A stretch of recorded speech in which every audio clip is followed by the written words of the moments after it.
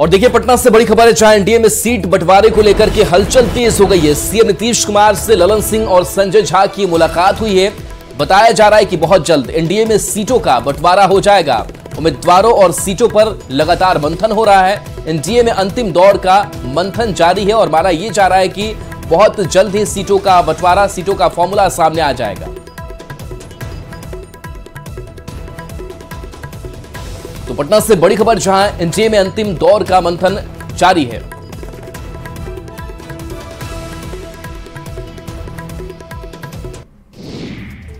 तो बीजेपी के साथ एनडीए गठबंधन में नीतीश कुमार की पार्टी जेडीयू के अलावा चिराग पासवान की लोजपा रामविलास है, चिराग के चाचा पशुपति कुमार पारस की आरएलजेपी है, उपेंद्र कुशवाहा की राष्ट्रीय लोक मोर्चा और जीतन राम मांझी की हम पार्टी भी शामिल है।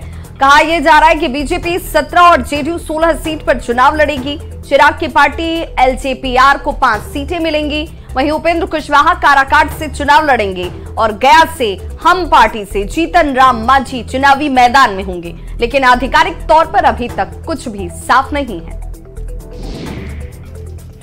All 40 seats in Bihar, there is no problem. और as far as seat sharing is concerned, वो final stage में है और in a day or two you will have all the details about the seats, कौन कहाँ क्या लड़ रहा है, तो कहीं कोई समस्या नहीं है।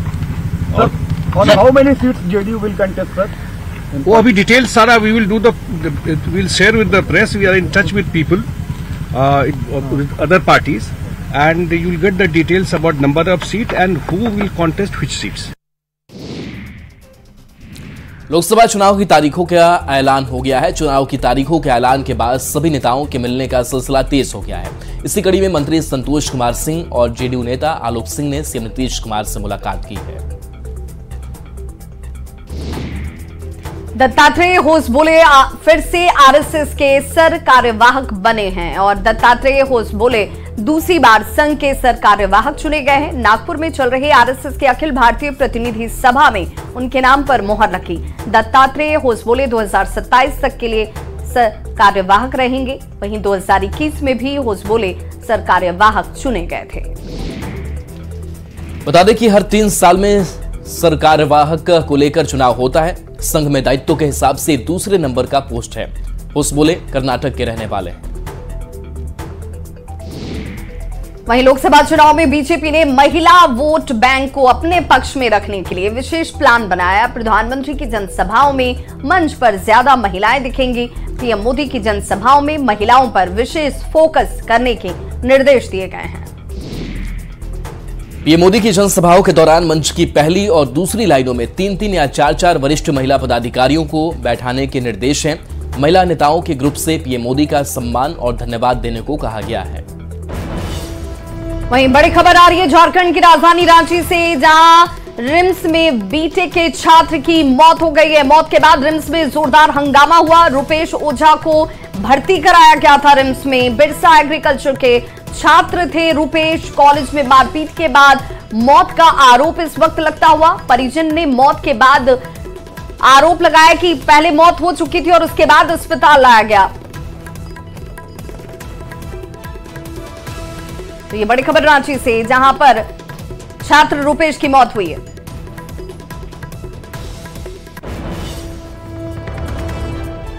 तो प्रश्न पत्र लीक मामले से जुड़ी बड़ी खबर, बीपीएससी की हाई लेवल मीटिंग हुई है। नए चेयरमैन अधिकारियों के साथ ये मीटिंग करेंगे। ईओयू की रिपोर्ट के बाद आयोग में मंथन जारी है। कभी भी शिक्षक बहाली परीक्षा रद्द की जा सकती है और यह फैसला सामने आ सकता है। कई जिलों के अधिकारी और कर्मचारी भी रडार पर हैं। प्रश्न पत्र के लिए जिलों में ही स्ट्रांग रूम बनाया गया था। स्ट्रांग रूम से सीधे सील बॉक्स में प्रश्न पत्र सेंटर गया था। किसी भी वक्त बीपीएससी ट्री 3 को रद्द करने का फैसला सामने आ सकता है। तो शिक्षक बहाली पेपर लीक कांड में गिरफ्तारी की संख्या अब 313 तक जा पहुंची है। गिरफ्तार लोगों में अभ्यर्थियों के अलावा सॉल्वर गैंग के सदस्य भी शामिल हैं। कोर्ट के आदेश के बाद 266 लोगों को पटना के बेऊर जेल भेजा गया, जिसमें 88 महिलाएं भी शामिल हैं। बाकी के लोगों को भी न्यायिक हिरासत में भेजा जाएगा। जेल के बाहर इस मद्देनजर सुरक्षा के पुख्ता इंतजाम किए गए हैं, क्योंकि काफी संख्या में अभ्यर्थी के अभिभावक बेऊर जेल के बाहर पहुंचे हैं। बिहार में शिक्षक भर्ती परीक्षा प्रश्न पत्र लीक मामले पर कांग्रेस विधायक अजीत शर्मा ने कई सवाल खड़े किए हैं। अजीत शर्मा ने कहा कि बच्चे सालों मेहनत कर परीक्षा में बैठते हैं कि उन्हें नौकरी मिलेगी, लेकिन कुछ लोगों के कारण प्रश्न पत्र लीक हो जाता है। वहीं प्रश्न पत्र लीक को लेकर उन्होंने साफ तौर पर अधिकारियों को जिम्मेदार ठहराया और मुख्यमंत्री से प्रश्न पत्र लीक मामले की जांच कर दोषियों पर सख्त कार्रवाई की मांग की। खबर चतरा से, जहां जेपीएससी की परीक्षा का प्रश्न पत्र लीक होने के आरोप लग रहे हैं। 11वीं जेपीएससी की परीक्षा के दौरान चतरा में Upendra Nath Verma inter college centre पर परीक्षार्थियों ने जमकर हंगामा किया। परीक्षार्थियों ने परीक्षा केंद्र प्रबंधन पर परीक्षा से पहले प्रश्न पत्र लीक करने का आरोप लगाते हुए नारेबाजी की। साथ ही परीक्षा से पहले क्लासरूम की जगह प्रिंसिपल के चैम्बर में प्रश्न पत्र खोलने का आरोप लगाया है। इधर हंगामे की जानकारी मिलते ही पुलिस और मजिस्ट्रेट की टीम सेंटर पर पहुंची और इस बीच प्रिंसिपल ने छात्रों के आरोपों को निराधार बताया है। साथ ही नियम के मुताबिक ही प्रश्न पत्र को खोलने का दावा किया गया। वहीं जिला प्रशासन ने भी प्रश्न पत्र लीक होने से इनकार किया है। सील पैक आता है और सील खुलता है क्लास में, उसके साथ कैंची होता है। कैंची पहले से पूरा क्वेश्चन खुला हुआ था और जो हर क्लासरूम से 2 स्टूडेंट को साइन करवाया जाता है कि ये क्वेश्चन यहीं पे खुला, ये दिखाने के लिए वो साइन भी पहले से किया हुआ था। क्वेश्चन दिया गया तो वो हमारे पीसी भी खुला मिला, क्वेश्चन भी पूरा पैकेट खुला हुआ मिला। तो हमने बोला कि एग्जाम हम लोग को लिखित दीजिए, तो लिखित देने के तैयार नहीं हुए। तो हम हल्ला करने लगे, कल एग्जाम नहीं देंगे, एग्जाम नहीं देंगे। तो फिर हमने बाहर निकल गए तो वो सर बोलते जो पेपर काटे का बोलते जूता खोल के मारा, एक जबरन गाड़ी में बैठा दिया, हमको गिरा दिया। पुलिस लोग तो धक्का दे पूरा हमको विकलांग हमको गिरा दिया, हमको गिरा दिया पूरा विकलांग को।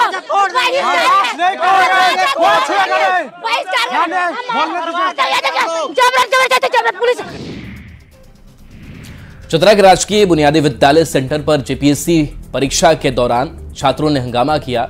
छात्रों का आरोप है कि जो प्रश्न पत्र उन्हें मिले उनके सील पहले से खुले हुए थे। छात्रों ने इसे लेकर हंगामा किया। साथ ही परीक्षा केंद्र प्रबंधन पर दबाव डालने का भी आरोप लगाया। तो वहीं 11वीं जेपीएससी परीक्षा को लेकर हजारीबाग में भी 83 परीक्षा केंद्र बनाए गए, जिनमें करीब 32,000 परीक्षार्थी परीक्षा देने के लिए हजारीबाग आए। इनमें बोकारो, रामगढ़ और चतरा के भी परीक्षार्थी शामिल हैं। परीक्षा को लेकर प्रशासन की ओर से सेंटर के आसपास धारा 144 लगा दी गई है। वहीं बीपीएससी में प्रश्न पत्र लीक के बाद परीक्षार्थी सहमे हुए नजर आए और उम्मीद जाहिर कर रहे हैं कि इसका प्रश्न पत्र लीक न हो। हालांकि परीक्षा की तैयारी में कम समय मिलने का परीक्षार्थी आरोप लगाते जरूर नजर आए। या किसी सिस्टम को दोष दे, हम दोनों को दोष देंगे, ठीक है। कोई भी एग्जाम अभी सही से नहीं ले पाया है, ठीक है। जहां भी लिया सब में फॉल्ट, ठीक है। कुछ ना कुछ इसका मतलब खामी निकल ही जाता है। अब परीक्षा से कितनी उम्मीद रख रहे हैं? उम्मीद तो है, देखते हैं, नया सरकार आया, कुछ नया करने का उम्मीद रखे हैं। तो अगर कुछ नया देखते हैं, अगर कुछ जो भी एग्ज़ाम बचा है वो भी ले ले और ये भी एग्ज़ाम सही तरीके से कंडक्ट करवा दे तो बहुत अच्छी बात रहेगी। सर इस बार तो उम्मीद है कि सर इस बार सरकार अच्छे से होता परीक्षा ले ले सर। इस बार पर क्या कि सर बीच में क्या होता है, पेपर लेके मामला भी होता है, तो इससे सर बहुत दूर से आने में आता बहुत तकलीफ भी होता है। और इसके बावजूद सर एग्ज़ाम फिर कैंसिल हो जाता है सर, फिर हम लोग दिक्कत पड़ जाता है और शाम में फिर घर जाना पड़ता है सर। सरायकेला से इस बीच बड़ी खबर है, जहां गम्हरिया में तेंदुआ दिखने से लोगों में दहशत है। गम्हरिया आरएसवी प्लांट के पास तेंदुआ दिखा है। वन विभाग को इसकी सूचना दे दी गई है। जांच पड़ताल में वन विभाग की टीम जुटी हुई है और ये बड़ी चुनौती वन विभाग के लिए भी बनी हुई है। तस्वीर आपको दिखा रहे हैं, तेंदुआ कैसे रोड क्रॉस करता हुआ नजर आ रहा है। लोगों में दहशत है और जांच पड़ताल के साथ साथ रेस्क्यू में भी वन विभाग की टीम जुटी हुई है। वहीं पटना से बड़ी खबर, जहां पर बेलगाम हुए हैं रईसजादे। जी हां, मौर्या लोक में युवक को स्कॉर्पियो से कुचल दिया गया। सरेआम युवक को स्कॉर्पियो से कुचला जाता है, जिसकी सीसीटीवी तस्वीर इस वक्त आपके टीवी स्क्रीन पर भी है। ट्रैफिक थाने ने हालांकि इस स्कॉर्पियो को जब्त कर लिया है। सीसीटीवी कैमरे में जो तस्वीर कैद हुई है वो हैरान और परेशान करने वाली है। गाड़ी को छुड़ाने के लिए अब दबाव बनाने की कोशिश जो है वो शुरू कर दी गई है। पैरवी की जा रही है कि गाड़ी को छुड़ा लिया जाए। कटिहार के रोशना थाना क्षेत्र में एक पुलिस वाले ने बालू लदे ट्रैक्टर चालक से अवैध उगाही के मकसद से रुपए की डिमांड की। जब चालक ने रुपए नहीं दिए तो उसकी बेरहमी से पिटाई कर दी गई। स्थानीय लोगों ने पुलिस वाले की इस खौफनाक हरकत का वीडियो बनाया है। अब वीडियो के साथ पीड़ित पुलिस के इस रवैये पर सवाल कर रहा है और कार्रवाई की मांग कर रहा है। वहीं लोकसभा चुनाव को लेकर प्रशासन भी अपनी तैयारियों में जुट गया है। चुनाव भयमुक्त वातावरण में हो और इसे लेकर विशेष अभियान चलाए जा रहे हैं। चुनाव के मद्देनजर राज्य भर में एरिया डोमिनेशन को लेकर 25 अर्धसैनिक बलों की प्रतिनियुक्ति की गई है। सभी जिलों को अतिरिक्त बल भी मुहैया कराए गए हैं। साथ ही साथ सामाजिक तत्वों पर भी खास तौर पर नजर रखने के आदेश दिए गए हैं। जो आगामी लोकसभा चुनाव है उसको लेकर झारखंड पुलिस और प्रशासन के द्वारा जो है तैयारियां शुरू कर दी गई है और खासकर चुनाव को शांतिपूर्ण माहौल में कराने हेतु और पूर्णतः निष्पक्ष और ट्रांसपेरेंट फेयर मैनर में कराने हेतु जो भी आवश्यक कार्रवाई है वो कराने हेतु लगातार निर्देश दिए जा रहे हैं। पटना में श्री श्याम फागुन महोत्सव का आयोजन किया गया। बाबा श्याम के भक्त विशाल निशान शोभा यात्रा में शामिल हुए। हाथों में बाबा श्याम के निशान लेकर श्याम के जयकारे लगाते हुए नाचते झूमते नजर आए। पिछले 28 सालों से इसी प्रकार से निशान शोभा यात्रा निकाली जा रही है। इस बार 1251 निशान इस शोभा यात्रा में शामिल हुए। सिद्धू मूसेवाला से जुड़ी खबर आ रही है, जहां पर सिद्धू मूसेवाला के भाई का जन्म हुआ है। मूसेवाला की मां चरण कौर ने एक बेटे को जन्म दिया है। मूसेवाला के पिता ने सोशल मीडिया पर एक तस्वीर पोस्ट की, जहां उन्होंने लिखा कि भगवान की कृपा से शुभदीप का छोटा भाई हमारी झोली में आया है। मां और बेटा दोनों ही स्वस्थ हैं। 2022 में सिद्धू मूसेवाला की हत्या की गई थी। राज्यसभा सांसद और कटिहार मेडिकल कॉलेज के ट्रस्टी अहमद अशफाक करीम ने इंडिया गठबंधन की सरकार बनने की उम्मीद जताई और सीए के मुद्दे पर बीजेपी पर निशाना साधा। उन्होंने कहा कि केंद्र सरकार हिंदू वोट को एकजुट करने के लिए इस तरीके का कार्ड खेल रही है।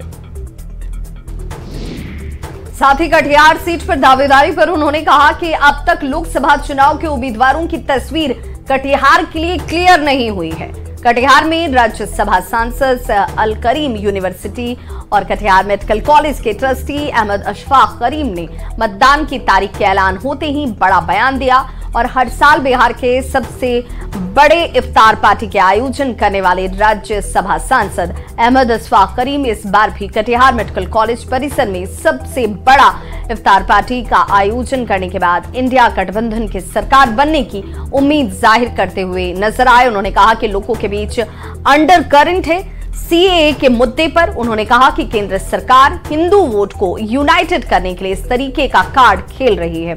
हालांकि भाजपा को इसका कोई लाभ नहीं मिलेगा क्योंकि लोग अब सब समझ चुके हैं। राज्यसभा सांसद ने कटिहार से उनके दावेदारी के सवाल पर कहा कि अब तक लोकसभा चुनाव को लेकर उम्मीदवारों की घोषणा हुई नहीं है।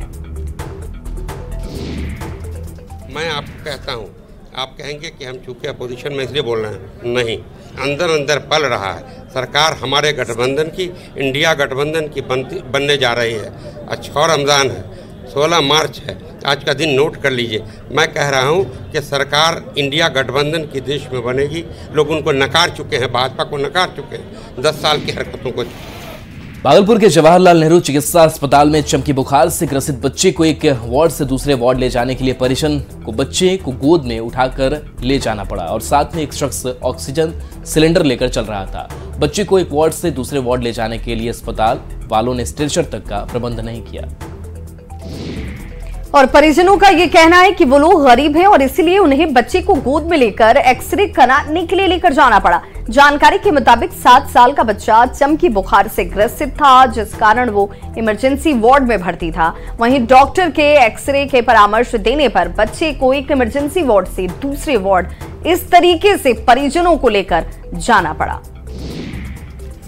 राजभवन और शिक्षा विभाग के बीच तनातनी जारी है। विश्वविद्यालयों का अकाउंट फ्रीज किए जाने का विरोध हो रहा है। तिलकामांझी यूनिवर्सिटी के कुलपति ने मुखर होकर सरकार के खिलाफ आवाज बुलंद की है। तिलकामांझी यूनिवर्सिटी के कुलपति अकाउंट फ्रीज होने के बाद विश्वविद्यालय परिसर के इलाहाबाद बैंक पहुंचे और मैनेजर से बात की।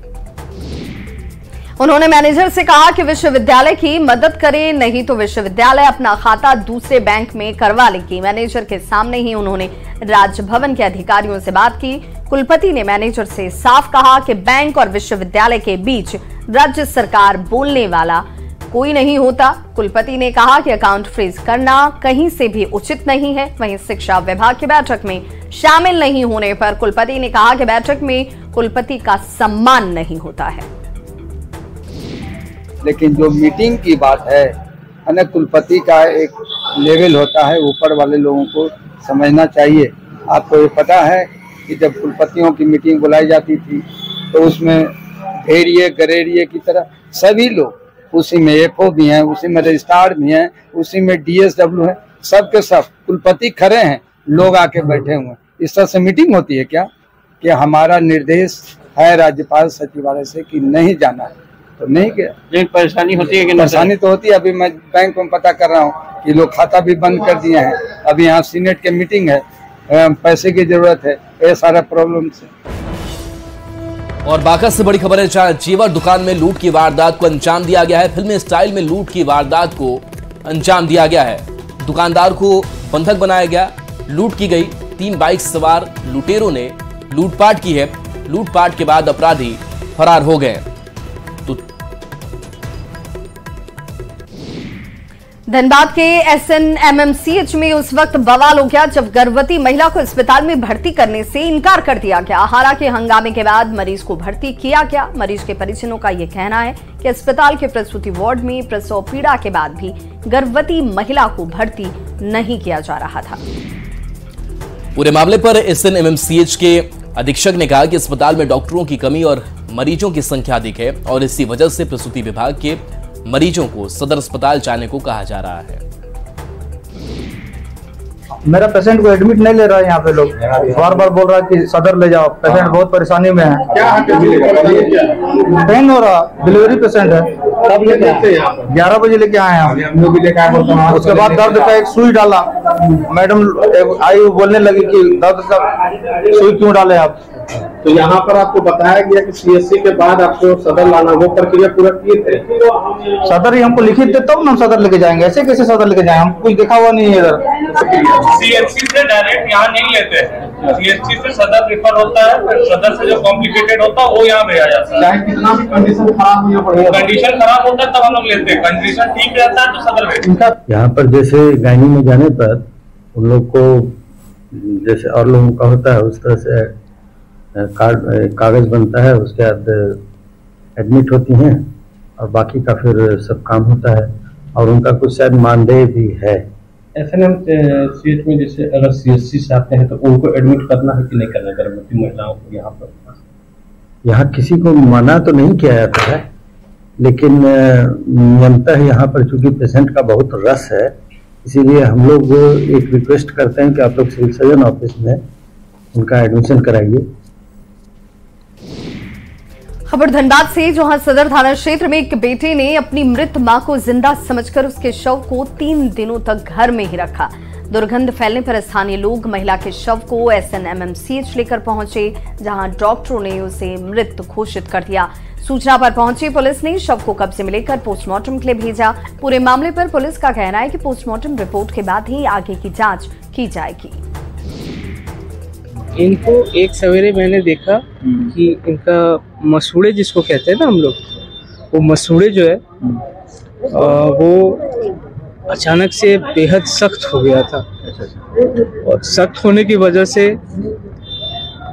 इतनी जोरों की अकड़ आई हुई थी कि मैं अगर माँ के चेहरे को ऊपर से सर से और नीचे के तालू से पकड़ के बंद करने का प्रयास करूं तो नहीं हो रहा था मेरे से। ये कभी नहीं होता है। ये फूड पॉइजनिंग हो तो नीला पड़ सकता है ना, कुछ अजीब किस्म का हो सकता है, लेकिन झाग निकल सकता है, लेकिन कभी ऐसा इतना कड़ा नहीं हो सकता। इनका कल हमको सूचना मिली कि यहाँ इनके घर से दुर्गंध आ रही है और लोगों ने थाना को भी सूचित किया। पुलिस आई और हम भी तब तक यहाँ पहुँच गया। पहुँचने के बाद हम लोग घर के अंदर जा करके देखे तो वो बेड पे पड़ी हुई थी और बदबू तो घर में काफी था। लोगों के द्वारा ये सूचना दी गई कि काफी बदबू फैला हुआ, जिसके क्रम में उस गांव मोहल्ले वालों के द्वारा पीएमसीएच अस्पताल ले जाया गया, जहां उसको मृत घोषित किया गया। परंतु मृतिका का जो बेटा है वो उनका पोस्टमार्टम कराने के लिए तैयार नहीं था और उसके द्वारा ये बताया जा रहा है कि मेरी माँ अभी भी जिंदा है। ठीक है। रामगढ़ में पतरातू के लोगों को जल्द ही अत्याधुनिक सुविधा से लैस प्री फैब्रिकेटेड अस्पताल की सुविधा मिलने लगेगी। करीब 7 करोड़ की लागत से इसका निर्माण तेजी से किया जा रहा है। 100 बेड के इस अस्पताल का निर्माण कार्य 2 महीने में पूरा होने की संभावना जताया जा रहा है। इस अस्पताल में एक ही छत के नीचे सभी मेडिकल सुविधा मिलेगी। अभी पतरातू का सामुदायिक स्वास्थ्य केंद्र पूरी तरह से जर्जर हो चुका है और ऐसे में यहाँ के मरीजों को छोटी बीमारी में भी रामगढ़ या फिर रांची जाने के लिए मजबूर होना पड़ता है। लोगों को अब अस्पताल के जल्द बनने का इंतजार है। नेता विरोधी दल तेजस्वी यादव मुंबई के लिए रवाना हो गए। इस दौरान तेजस्वी यादव ने कहा कि बहुत जल्द इंडिया अलायंस में सीटों का बंटवारा हो जाएगा। इस दौरान उन्होंने बीपीएससी शिक्षक बहाली के पेपर लीक मामले को लेकर भी हमला बोला। में है, राहुल गांधी जी ने खुद फोन करके निमंत्रण दिया था, तो आज हम लोग जा रहे हैं। 17 महीने में कोई पेपर लीक हुआ था क्या? और इसी को कहते हैं असल माफिया राज। अद्भुत है भाई, सरकार बदलते ही भाजपा जैसे आ गई सरकार में, एडमिट कार्ड के पीछे आंसर लिखा हुआ है। देश में ऐसा कहीं नहीं हुआ, ये अद्भुत। कुछ लोग माफिया राज खत्म करने की बात करते हैं, लेकिन हकीकत में हो क्या रहा है? कौन लोग लगे? 70 दिनों के अंदर 2 लाख से ज्यादा लोगों को नियुक्ति पत्र हम लोगों ने बांटा। एक पेपर लीक हुआ तो बता दो। लेकिन इनके राज आते ही आते फिर से वही पेपर लीक। भाजपा का वहाँ पेपर लीक, यूपी में पेपर लीक, हर जगह। अब बिहार में तो गजबे हो गया। एडमिट कार्ड लेके लोग जाते हैं, उसके पीछे ही उत्तर है। तो इस बुलेटिन में बस इतना ही। न्यूज़ 18 बिहार झारखंड पर खबरों का सिलसिला लगातार जारी है।